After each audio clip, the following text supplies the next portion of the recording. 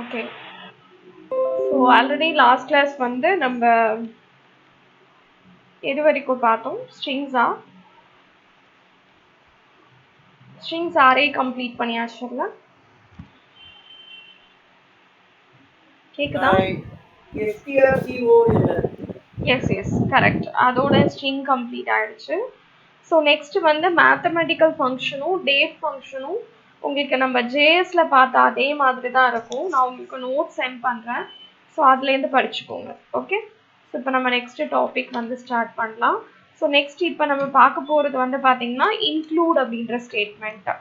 So அதுக்கு எக்ஸாம்பிளோட நான் சொல்கிறேன். இது ஒரு சின்ன கான்செப்ட் தான். ஸோ லிசன் பண்ணிக்கோங்க. So body statement. இப்போ பாடி ஸ்டேட்மெண்ட்குள்ளார ஃபர்ஸ்ட் PHP டேக் ஓப்பன் பண்ணி க்ளோஸ் பண்ணிக்கலாம்.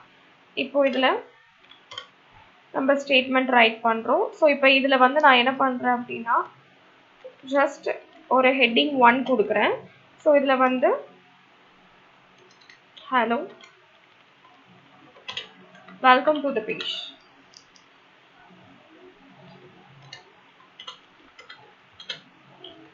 அப்படின்னு ஒரு கண்டென்ட் மட்டும் நம்ம கொடுத்துருக்கோம். H1 க்ளோஸ் பண்ணிடலாம். இப்போ இந்த இடத்துல நம்ம என்ன பண்ணிக்கலாம் அப்படின்னா and one more thing. So this is not PHP take இல்லையா? ஸோ அதனால PHP டேகுக்கு அவுட் சைடில் இதை நம்ம பிளேஸ் பண்ணிடலாம். இப்போ இந்த இடத்துல நான் என்ன பண்ணுறேன் அப்படின்னா இன்க்ளூட் அப்படின்னு நமக்கு ஒரு கீவேர்ட் இருக்கு. இந்த இன்க்ளூட் கீவேர்ட் போட்டதுக்கு அப்புறமா நெக்ஸ்ட் வந்து நீங்கள் ஒரு ஃபைல் நேம் ரைட் பண்ணலாம்.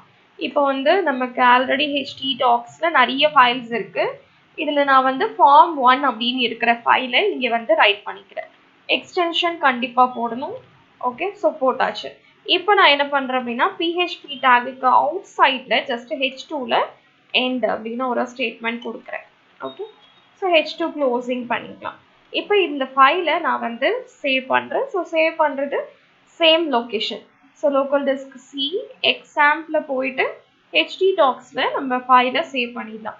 ஸோ இப்போ இந்த ஃபைல் நேம் வந்து include1.php அப்படின்னு சேவ் பண்ணிக்கலாம். So example control panel open பண்ணி ஃபஸ்ட்டு அப்பாச்சி சர்வரை ஸ்டார்ட் பண்ணிக்கோங்க. ஸோ ஸ்டார்ட் பண்ணியாச்சு. இப்போ நம்ம ப்ரௌசரில் போய் இதை ரன் பண்ணிக்கலாம். So http:/localhost file name. So include1.php. Can you see? இப்போ நான் கொடுத்துருக்க H1ல இருக்கிற கண்டென்ட் வந்து எனக்கு டிஸ்பிளே ஆயிருக்கு. ஓகேவா? Hello welcome to the page வந்து டிஸ்பிளே ஆயிருக்கு. இந்த இடத்துல ஆல்ரெடி நான் ஃபார்ம்னு ஒரு PHP பேஜ் வந்து கிரியேட் பண்ணி வச்சிருக்கிறேன். ஓகேவா? அந்த பேஜ்ல இந்த கண்டென்ட் வந்து நமக்கு இருக்கு. அந்த கண்டென்ட் இந்த இடத்துல எனக்கு ஜஸ்ட் அப்ளை ஆயிட்டு அதுக்கப்புறம் எனக்கு இந்த ப்ரோக்ராம் கண்டினியூ ஆகும். அதாவது இந்த பர்டிகுலர் லொக்கேஷன்ல இந்த பர்டிகுலர் டிவ்ல நம்ம அந்த கண்டென்ட்டை டிஸ்பிளே பண்றதுக்கு இன்க்ளூட் அப்படின்ற ஆப்ஷன் வந்து நம்ம யூஸ் பண்ணிக்கலாம். ஓகே. ஸோ இந்த இன்க்ளூட் அப்படின்றதுக்கு பதிலாக நீங்க ரெக்வயர் அப்படின்ற ஆப்ஷனும் போடலாம். ஸோ ரெக்வயர் அப்படின்றதும் இதே மாதிரியான ஸ்டேட்மெண்ட் தான். எக்ஸிக்யூட் பண்ணீங்கன்னா இதுல ஒரு டிஃபரன்ஸுமே இருக்காது. அப்போ ஆல்ரெடி எக்ஸிஸ்டிங் பேஜ்ல ஏதாவது ஒரு கண்டென்ட் எம்பர்ட் பண்ணணும் அப்படின்னா நீங்க வந்து இன்க்ளூட் யூஸ் பண்ணிக்கலாம். இல்லைனா வந்து ரெக்வயர்ட் அப்படின்றத யூஸ் பண்ணிக்கலாம். Okay. Understood? Okay. Okay. So இப்போ நம்ம பார்க்குற டாபிக் வந்து குக்கீஸ் அப்படின்றது. ஸோ குக்கீஸ் அப்படின்றது ஜென்ரலாக என்ன, ஏதாவது ஐடியா இருக்கா? So what is cookies?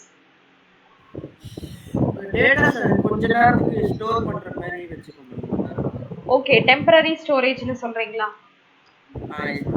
Temporary storage means பெர்மனண்டா இருக்காது. அதுக்கு ஏத்த மாதிரி டைமிங் வேணா செட் பண்ணிக்கலாம். அந்த மாதிரி இருக்குங்களா? Okay. Okay fine. Exactly. So இப்போ குக்கீஸ் அப்படின்றது என்னன்னா it is set of informations. Whereas இப்போ வந்து நம்ம ஆல்ரெடி படிச்சிருப்போம், நிறைய டேர்ம்ஸ் படிச்சிருப்போம், கிளைண்ட் சர்வர் அப்படின்னு சொல்லிட்டு. ஸோ இப்போ வந்து நம்ம க்ரோம்லேயோ இல்லை ஏதோ ஒரு ப்ரௌசரில் போயிட்டு யூஆர்எல் டைப் பண்ணுறோம் அப்படின்னா அது உங்கள் கிளைண்ட் மெஷினரியிலேருந்து ரெக்வஸ்ட்டாக சர்வரை ரீச் பண்ணும். ரைட்? ஸோ சர்வரில் நிறைய இன்ஃபர்மேஷன்ஸ் இருக்கும். அதில் நீங்கள் எந்த பர்டிகுலர் பேஜை வந்து ரெக்வஸ்ட் பண்ணுறீங்களோ அந்த பேஜ் வந்து உங்களுக்கு ரெஸ்பான்ஸாக திரும்ப வரும். இப்போது நம்ம கிளைண்ட்லேருந்து ரெக்வஸ்ட் அனுப்பிச்சோன்னே அது வந்து சர்வரை ரீச் பண்ணும். ஸோ சர்வரை ரீச் பண்ணிவிட்டு அங்கே வந்து உங்களுக்குன்னு ஒரு யூனிக் ஐடி இருக்கும் இல்லையா? உங்கள் மெஷினரியிலேருந்து லீவ் பண்ணும்போது உங்களோட machine ID and port address, IP addresses and அந்த மாதிரி உங்களோட basic informations. So user name, உங்களோட அக்சஸிங்க்கு என்னெல்லாம் தேவைப்படுது, ரீஜன் கோட், இந்த மாதிரியான இன்ஃபர்மேஷன் எல்லாம் சர்வரை ரீச் பண்ணும். சர்வர்லேருந்து ரெஸ்பான்ஸ் ஜென்ரேட் ஆகும்போது ஆட்டோமேட்டிக்காக உங்களோட இன்ஃபர்மேஷன்ஸை குக்கி இன்ஃபர்மேஷன்ஸாக ஸ்டோர் பண்ணி உங்கள் ரெஸ்பான்ஸோட சென்ட் பண்ணுவாங்க. ஓகேவா? அப்போ ரெஸ்பான்ஸோடு சேர்ந்து குக்கீஸும் உங்களுக்கு கிளைண்ட் மெஷினரிக்கு வரும். ஸோ கிளைண்ட் மெஷினரியில் குக்கீஸ் ஆட்டோமேட்டிக்காகவே ஸ்டோர் ஆக ஆரம்பிச்சிடும். இது நிறைய இடத்துல ஒரு கன்ஃபியூஷன்ஸ் அக்கர் ஆகும். குக்கி வந்து கிளைண்ட்ல ஸ்டோர் ஆகுதா இல்லை சர்வரில் ஸ்டோர் ஆகுதா அப்படின்னு சொல்லிட்டு. கிளைண்ட் சைடில் தான் உங்களுக்கு குக்கி ஸ்டோர் ஆகும். ஓகே, ஸோ கிளைண்ட்லேருந்து ரெக்வஸ்ட் போகும். ஸோ சர்வரை ரீச் பண்ணி ரெஸ்பான்ஸ் திரும்ப வரும். ரெஸ்பான்ஸ் வரும்போது ரெஸ்பான்ஸோட சேர்த்து குக்கி உங்களுக்கு வரும். பட் குக்கி ஜென்ரேட் ஆகிறது உங்களுக்கு சர்வர் சைடில். Okay fine. ஸோ அப்புறம் வந்து உங்களோட கிளைண்ட்டை ரீச் பண்ணிடும். ஸோ ரீச் பண்ணதுக்கப்புறம் அந்த இன்ஃபர்மேஷன்ஸ் உங்களோட ப்ரௌசரில் ஹிஸ்ட்ரி மாதிரி ஒரு இடத்துல ஸ்டோர் ஆகிட்டே இருக்கும். ஓகே, ஸோ இப்போ வந்து அடுத்த தடவை நீங்கள் ஒரு ரெக்வஸ்ட் அனுப்புறீங்க அப்படின்னா மறுபடியும் உங்களோட இன்ஃபர்மேஷன்ஸை பிகினிங்லேருந்து ஸ்க்ராட்ச்லேருந்து கெட் பண்ணிக்காம ஆல்ரெடி இருக்கிற யூசரோட ஐடி நேமை மட்டும் சர்வருக்கு சென்ட் பண்ணால் சர்வர் ஈஸியாக ஃபைண்ட் பண்ணிக்கும். ஓகே, இது வந்து இந்த கேட்ச் மெமரிஸ் மாதிரி தான். இப்போ எப்படி ரீசென்ட்லி யூஸ்டு ஆப்ஷன்ஸ் வந்து நீங்கள் டைரெக்டாக லோக்கல் ஃபைல்ஸ்லேருந்து சூஸ் பண்ணுறதை விட ஸ்மாலர் அமௌண்ட் ஆஃப் டைம் எடுக்குதோ அதே மாதிரி தான். ஃபர்ஸ்ட் டைம் நீங்கள் ரெக்வஸ்ட் அனுப்பும்போது உங்களுக்கு நிறைய டைம் எடுக்கலாம். பட் நெக்ஸ்ட் டைம் நீங்கள் அதே பேஜஸை ரெக்வஸ்ட் பண்ணும்போது ஆட்டோமேட்டிக்காக யூசர் டிடெக்ட் ஆகி சீக்கிரமாக உங்களுக்கு ரெஸ்பான்சஸ் வந்துடும். Okay fine. ஸோ குக்கீஸ் அப்படின்றது it is like history in browser. Okay fine. So இது எதுக்காக வைடர்லி யூஸ்ட் அப்படின்னா டு ஐடென்டிஃபை யூசர், எந்த யூசர் வந்து சர்வர் யூஸ் பண்ணுறாங்க, ஸோ இந்த சர்வரில் ஒரு பர்டிகுலர் யூசர் எவ்வளோ நேரம் இருக்கிறாங்க அப்படின்றதுலாம் ஆக்சுவலி மேட்டர்ஸ் நெட்வொர்க்கிங்கில். ஏன்னா அவங்களோட இன்கம் வந்து totally depends on how many times you are using that portal, if not how long you are staying at that portal. அதை பேஸ் பண்ணி தான் அவங்களோட income and all things decide ஆகுது. எல்லா கொஸ்டின்ஸும் எல்லா கொஸ்டின்ஸும் முடிச்சிட்டிங்களா? Okay fine. நாளைக்கு கண்டினியூ பண்ணிக்கலாம். ஃபங்க்ஷன் நாளைக்கு தரேன். Okay okay fine. So sorry. So இப்போ குக்கீஸ் வந்து ஆல்ரெடி நான் இதில் எக்ஸ்பிளைன் பண்ணது தான் இருக்குது. ஸோ இப்போ வந்து அதில் ஹெச்டிடிபி ரெக்வஸ்ட் அப்படின்றது ஒன்று அடிஷ்னலாக உங்களுக்கு ஆட் ஆகும். வேற ஹெச்டிடிபியோட எக்ஸ்பான்ஷன் என்ன? Do you know what is HTTP?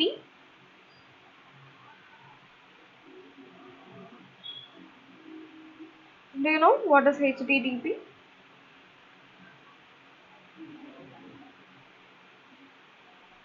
Are you there? HTTP full form. Yes.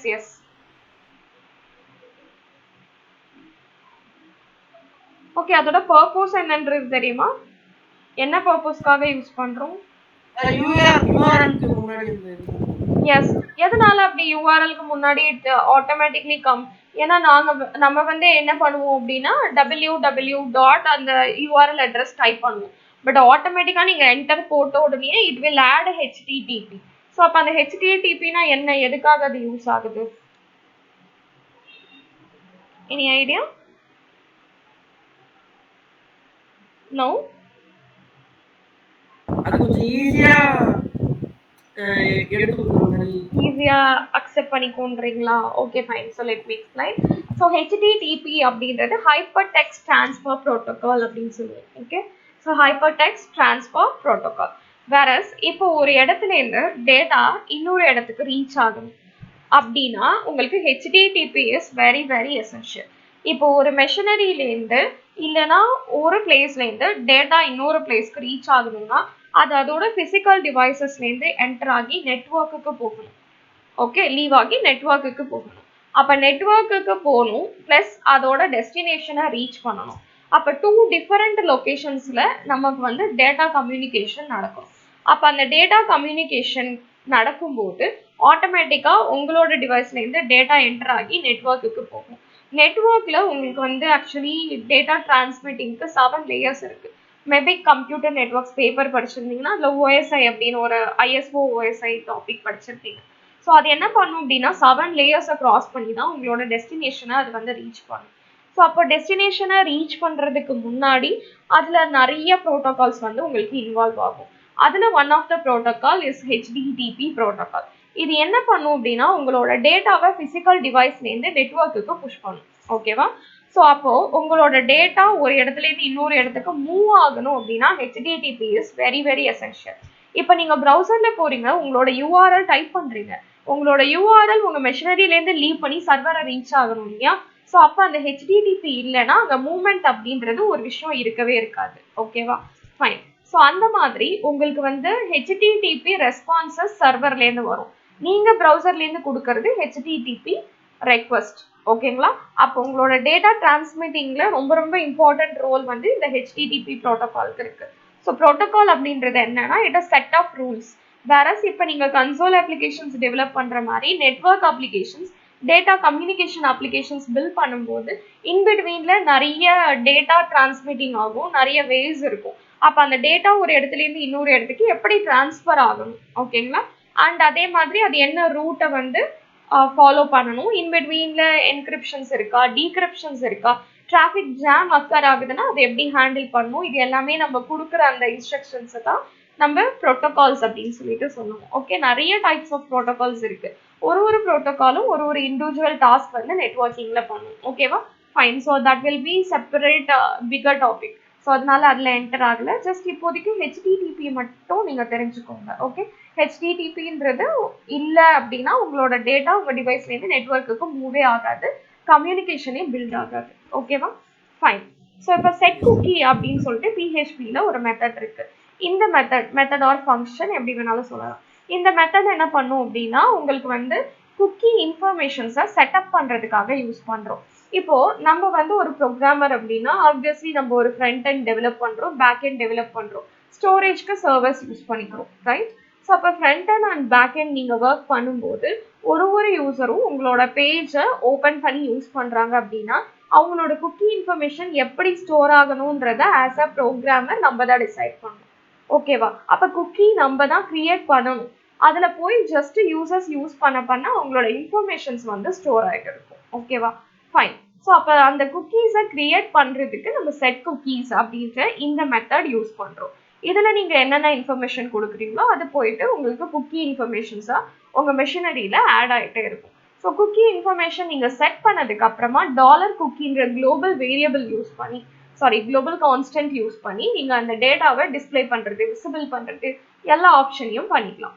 Okay, fine. So let's see example for cookie.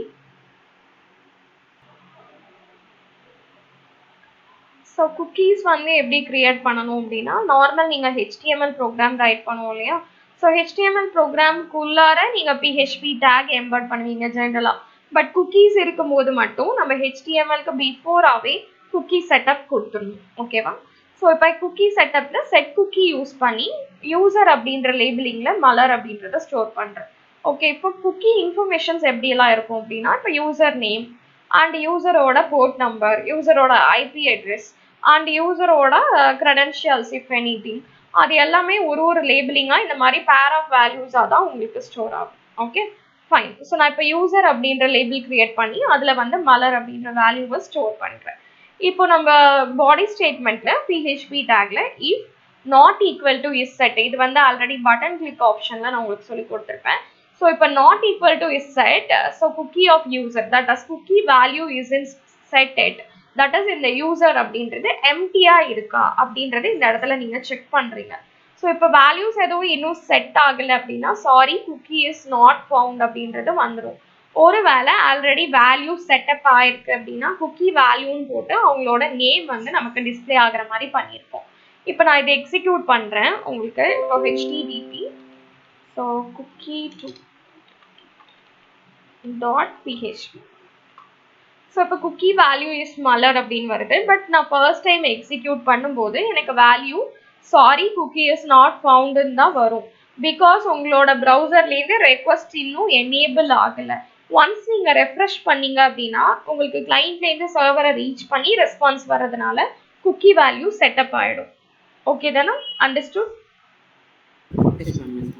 Ton. Fine. So இப்போ நம்ம பார்க்குற topic is session. So session அப்படின்றது என்னன்னா ஒரு particular டைமுக்கு உங்களுக்கு ஒரு இடத்துல லோட் ஆகிற டேட்டா ஒரு ஸ்டேஜ்லேயோ இல்லை ஒரு ப்ரௌசர்லேயோ ஒரு பர்டிகுலர் மொமெண்ட் ஆஃப் டைமுக்கு இருக்கிற டேட்டாஸை தான் நம்ம வந்து செஷன் அப்படின்னு சொல்கிறோம். ஸோ இப்போ செஷன் அப்படின்றதுக்கு எக்ஸாம்பிள் சொல்லலாம் அப்படின்னா, இப்போ இந்த ப்ரௌசர் வந்து நான் ஓப்பன் பண்ணியிருக்கேன். ஸோ ஓப்பன் பண்ணி ஃபர்ஸ்ட் வந்து நான் ஜிமெயில் லாகின் பண்ணியிருக்கேன். ஜிமெயில் லாகின் பண்ணதுக்கு அப்புறமா நெக்ஸ்ட் ஒரு டேப் வாட்ஸ்அப் ஓப்பன் பண்ணியிருக்கேன். அப்போ இந்த வாட்ஸ்அப்குள்ளாரையும் எனக்கு வந்து பார்த்தீங்கன்னா நான் தான் சைன்இன் பண்ணியிருக்க மாதிரி காமிக்கும். அதே மாதிரி இந்த கூகுள் மீட்டும் நான் தான் ஆக்சஸ் பண்ணுறேன். இந்த சர்வரையும் நான் தான் ஆக்சஸ் பண்ணுறேன். தட் இஸ் நான் ஒரு லொக்கேஷனில் கிரியேட் பண்ணுற என்னோட யூசர் ஐடி பாஸ்வேர்ட் அண்ட் என்னோட இன்ஃபர்மேஷன்ஸ் எல்லா டேபுக்குமே வந்து ரீடைரக்ஷன் ஆகுது. இது எது வரைக்கும் லாஸ்ட் ஆகும் அப்படின்னா, நான் வந்து இதை சைன் அவுட் பண்ற வரைக்கும் எனக்கு வந்து இந்த இன்ஃபர்மேஷன் எல்லா டேப்லயும் கண்டினியூ ஆயிட்டு இருக்கும். அதுவே ஒரு சில ரியல் டைம்லலாம் வந்து பாத்தீங்க அப்படின்னா, ஒரு டாஸ்க் நீங்க பண்றதுக்கு ஒரு பர்டிகுலர் டைம் வந்து கொடுத்துருப்பாங்க. இப்போ பேங்கிங் சைட்ஸ்குள்ளார ஏதாவது நெட் பேங்கிங்லாம் பண்ணிட்டு இருக்கீங்க அப்படின்னா, ஒரு பர்டிகுலர் டைம் வரைக்கும் நீங்க ஐடியலா இருக்கீங்க, எதுவுமே பண்ணல, இல்ல அந்த பேஜ்ல இருந்து நீங்க எக்ஸிட் ஆயிட்டு மறுபடியும் வரீங்க அப்படின்னா அந்த செஷன் வந்து உங்களுக்கு டைம் அவுட் ஆயிடும். ஓகேங்களா? இப்போ செஷன் அப்படின்றது ஒரு வெப்சைட்லயோ இல்ல ஒரு ப்ரௌசர்லயோ இல்லைன்னா ஒரு ஆஃப்லைன் அப்ளிகேஷனா கூட இருக்கலாம், what ever that is. So அந்த ஒரு அப்ளிகேஷன்ஸ்ல அந்த பர்டிகுலர் மொமெண்ட்ல லோட் ஆகுற டேட்டா, அதுதான் வந்து செஷன் அப்படின்னு சொல்லுவோம். ஸோ வேறஸ் இது வந்து டெம்பரரி தான். உங்களுக்கு வந்து இது பெர்மனன்ட் அலோகேஷன், இப்போ குக்கீஸ் மாதிரி ஸ்டோரேஜ் அதெல்லாம் வந்து கிடையாது. ஒரு பர்டிகுலர் மொமெண்ட் வரைக்கும் இந்த டேட்டாஸ் உங்களுக்கு இருக்கும். அதை நீங்க எரேஸ் பண்ணாலோ இல்லைன்னா உங்களுக்கு ஒரு லிமிட் வரைக்கும், இப்போ ஒரு 10 MB வரைக்கும் தான் அந்த ஸ்டோரேஜ் இருக்கு அப்படின்னா அதுக்கு மேல வர டேட்டாஸை ஆட்டோமேட்டிக்கா அதுவாகவே டெலீட் பண்ணிக்கும். ஓகே, இது பர்மனன்ட் எல்லாம் கிடையாது, ஜஸ்ட் டெம்பரவரி. ஸோ இப்போ பிஹெச்பியில செஷன் கிரியேட் பண்றீங்க அப்படின்னா, so it creates unique user ID for each browser to recognize the user and conflict between multiple browser. For example, இப்போ நீங்க வந்து ஒரு டேப்ல போய் நீங்க ரெக்வஸ்ட் பண்றீங்க, அப்போ உங்களுக்கு வந்து இது எல்லாமே நீங்க ரெக்வஸ்ட் பண்றதா தான் எடுத்துக்கும். ஓகேங்களா? இப்போ நம்மளோட பிஹெச்பியில நீங்க செஷன் கிரியேட் பண்ணும்போது ஒரு யூனிக் யூசர் ஐடி உங்களுக்கு கிரியேட் ஆயிடுது. அப்ப நீங்க நெக்ஸ்ட் டைம் வந்து மேனிப்புலேட் பண்ணும்போது ஆல்ரெடி இது குக்கீஸ்ல சொன்ன மாதிரி தான், மேனிப்புலேஷன் டைம் வந்து அங்க உங்களுக்கு ரொம்பவே ரெடியூஸ் ஆகும். ஏன்னா ஆல்ரெடி செஷன் இன்ஃபர்மேஷன் வந்து உங்களுக்கு ஸ்டோர் அப் ஆயிருக்கும் அந்த ஐடிக்கு அண்டர்ல. ஸோ அப்போ உங்களுக்கு வந்து மல்டிபிள் யூசர்ஸ் ஒரே பேஜஸை கன்கரன்சி தட் இஸ் யூஸ் பண்ணிட்டு இருக்காங்க அப்படின்னா கூட உங்களுக்கு வந்து அதுல எந்த டிராஃபிக் ஜாம் அக்கர் ஆகாது, அங்க எதுவுமே பக்ஸ் எதுவுமே கிரியேட் ஆகாது. ஸோ யூனிக் ஐடிஸ் இருக்கிறதுனால யார் எந்தெந்த போர்ஷன்ஸை அக்சஸ் பண்றாங்கன்ற அந்த ரெக்கார்ட் வந்து நமக்கு அங்க கிளியரா எடுத்துக்க முடியும். ஓகே, ஸோ இதுதான் வந்து பிஹெச்பியில இருக்க செஷனோட பெனிஃபிட். இதுல செஷன் ஸ்டார்ட்னு ஒரு ஃபங்க்ஷன் இருக்கு. இது வந்து செஷனை ஸ்டார்ட் பண்றதுக்காக நம்ம யூஸ் பண்றோம். வேறஸ் இப்போ இது வரைக்கும் அந்த செஷன் ஸ்டார்ட்டே ஆகலை அப்படின்னா நியூவா அந்த செஷன் வந்து உங்களுக்கு இனிஷியேட் ஆகும்.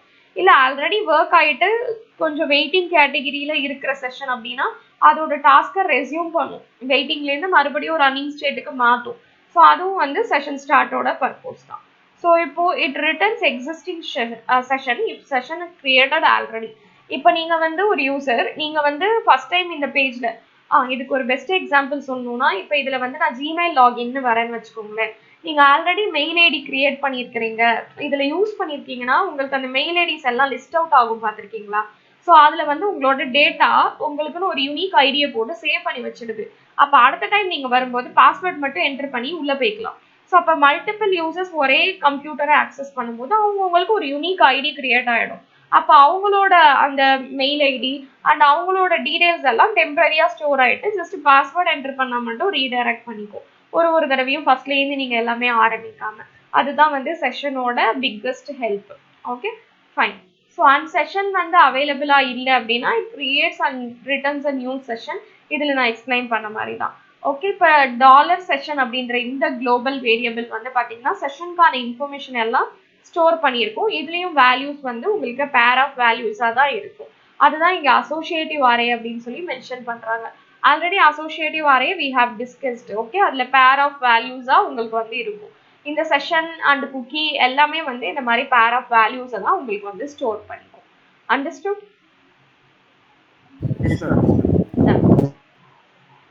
ஓகே, ஸோ இப்போ நம்ம பார்க்கறது வந்து செஷனுக்கான எக்ஸாம்பிள். இப்போ வந்து இதில் செஷனில் 2 ப்ரோக்ராம்ஸ் வந்து நான் க்ரியேட் பண்ணியிருக்கிறேன். ஸோ ஓகே, ஸோ இப்போ இது வந்து செஷன் 1. இதில் நான் என்ன பண்ணுறேன் அப்படின்னா ஆல்ரெடி குக்கி மாதிரி தான், இதை நீங்கள் HTML-க்கு பிஃபோர் செஷன் ஸ்டார்ட் பண்ணணும். ஸோ ஸ்டார்ட் பண்ணிட்டு இப்போ இதுல வந்து செஷன்ற குளோபல் வேரியபிள் யூஸ் பண்ணி யூசருக்கு திவ்யான்ற வேல்யூவை ஸ்டோர் பண்ணிக்கிறேன். இப்போ இதை வந்து செஷன் கிரியேட்டட் சக்சஸ்ஃபுல்லி அப்படின்றது எனக்கு டிஸ்பிளே ஆகுது. அதுக்கு கீழே session2.php அப்படின்ற பேஜை ஹைப்பர் லிங்க் பண்ணியிருக்கேன். ஓகேங்களா? அப்போ அதை நீங்கள் கிளிக் பண்ணீங்கன்னா செஷன் 2க்கு வந்து உங்களுக்கு ரீடைரக்ட் ஆகும். இங்கே செஷன் 2ல நான் என்ன பண்ணுறேன் அப்படின்னா யூசரஸ் அவங்களோட நேமை வந்து டிஸ்பிளே பண்ணியிருக்கேன். தட் இஸ் உங்களுக்கு ஃபர்ஸ்ட் பேஜில் யூசர் இனிஷியலைசேஷன் நடந்துட்டு session information is set successfully அப்படின்றது டிஸ்பிளே ஆகும். நீங்கள் இந்த ஹைப்பர் லிங்க் கிளிக் பண்ணீங்கன்னா செகண்ட் பேஜ் ரீடைரக்ட் ஆகி அந்த வேல்யூ வந்து உங்களுக்கு டிஸ்பிளே ஆகும். So I will execute now. So session 1.php. Okay, I'm sorry, spelling mistake.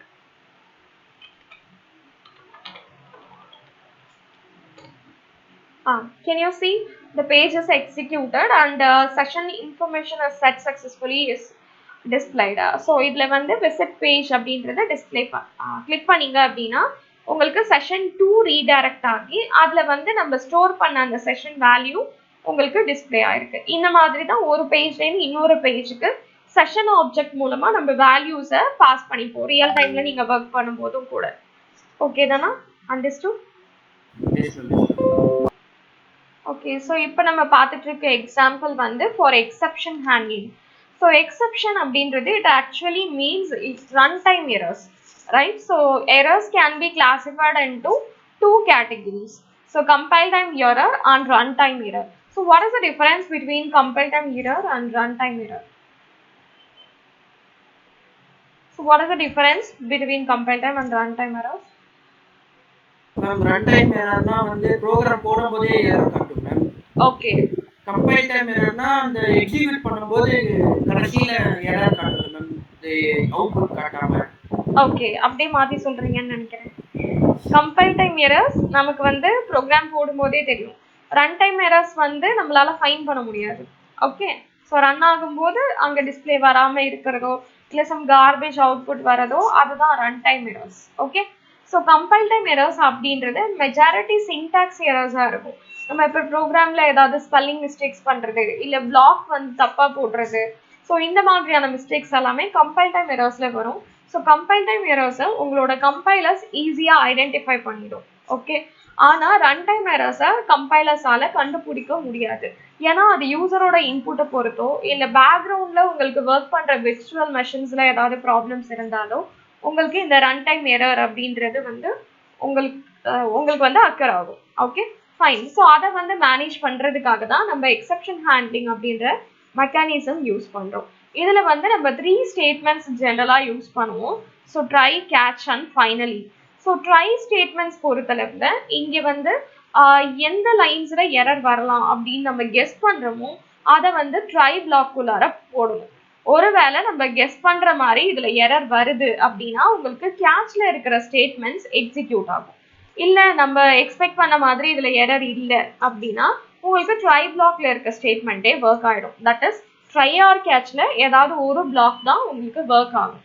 So ட்ரைல error இல்லை அப்படின்னா ட்ரையே ஒர்க் ஆகிடும். ஸோ ஒருவேளை ட்ரைல எரர் இருந்துச்சுன்னா கேட்ச்ல இருக்க ஸ்டேட்மெண்ட் ஒர்க் ஆகும்.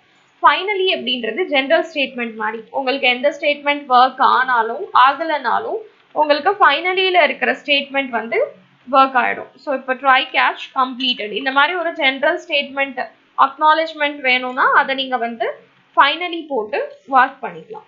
இப்போ இதில் வந்து நான் என்ன பண்ணியிருக்கேன் அப்படின்னா எக்ஸ்னு ஒரு வேரியபிள் வச்சுருக்கேன். அதில் டேட்டா வேல்யூ 10 ஸ்டோர் பண்ணுறேன், ஒய்ல 0 ஸ்டோர் பண்ணுறேன்.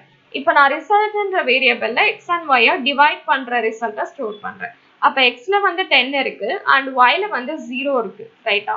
So anything by 0 is infinitive. Okay, அதுக்கு நம்பர் கிடையாது, டிஸ்கிரிப்ஷன்ஸ் இல்லை. அப்போ இந்த இடத்துல எனக்கு எரர் காமிக்குது. ஓகேங்களா? ஸோ அப்போ எரர் ஆகுது அப்படின்னா கேட்ச்ல எனக்கு வந்து அக்னாலேஜ்மெண்ட் வந்துடும்.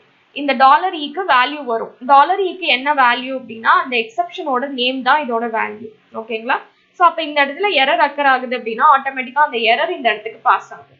ஸோ அந்த இங்கே வந்து ஆர்குமெண்ட்டுக்கு வேல்யூ வந்துருச்சு அப்படின்னா அந்த இடத்துல ஏதோ மிஸ்டேக்ஸ் இருக்குன்றதை ஐடென்டிஃபை பண்ணி கேட்ச்ல இருக்க ஸ்டேட்மெண்ட்டை கேட்ச் உங்களுக்கு டிஸ்பிளே பண்ணிடும். ஓகே, அண்ட் இதில் வந்து நம்ம இப்போ கொடுத்துருக்கிறது படி எரர் தான் 10/0 இஸ் எரர். அப்போ உங்களுக்கு இங்க எரர் நேம் என்னவோ division by 0 error arithmetic exception வரும். ஸோ அந்த எக்ஸெப்ஷன் உங்களுக்கு இங்க டிஸ்பிளே ஆயிடும். இப்போ நான் இங்க வந்து இதை எக்ஸிக்யூட் பண்ணிட்டு நெக்ஸ்ட் சொல்றேன். ஃபைனலியில இருக்கிறது ஆட்டோமேட்டிக்கா உங்களுக்கு ஒர்க் ஆகும் அப்படின்றது நம்ம சொல்லியாச்சு. ஸோ ஃபைனலியும் உங்களுக்கு வந்து ஒர்க் ஆயிடும். ஸோ இப்போ எக்ஸெப்ஷன் 1.php எக்ஸிக்யூட் பண்றேன். Can you see try catch completed, that is ஃபைனலியில இருக்க ஸ்டேட்மெண்ட் எக்ஸிக்யூட் ஆகுது. So your error name is factorial error, that is division by 0 error. So நீங்க வந்து 8th lineல 0 number by 0 பண்ணிருக்கீங்க, error பண்ணிருக்கீங்க அப்படின்றது உங்களுக்கு த்ரோ ஆகுது. இப்போ நான் வேல்யூ இந்த இடத்துல 5ன்னு போடுறேன்னு வச்சுக்கோங்க. இப்போ வந்து 10 by 5 இங்க error எதுவுமே இல்லை. அப்போ try block work ஆகி ரிசல்ட் 2. So 2ன்றது டிஸ்பிளே ஆயிட்டு நெக்ஸ்ட் லைன்ல உங்களுக்கு try catch completed will be displayed. Can you see நீங்க பிரேக் போடல, அதனால இங்க வந்து பக்கத்துலயே வருது. ஸோ நீங்க பிரேக் ஆட் பண்றீங்க அப்படின்னா உங்களுக்கு நெக்ஸ்ட் லைனுக்கு வரும். ஓகே, நான் இங்க வந்து எக்கோ ஸ்டேட்மெண்ட்ல ஒரு பிரேக் வந்து அடிஷ்னலி ஆட் பண்ணிக்கிறேன். ஓகே, ஸோ இப்போ எக்ஸிக்யூட் பண்ணுங்க. Can you see? Okay, yeah closing. Can you see 2 and try catch completed? இதுதான் வந்து எக்ஸெப்ஷன் ஹேண்ட்லிங்கான எக்ஸாம்பிள். அண்டர்ஸ்டுட்? Yes, ma'am.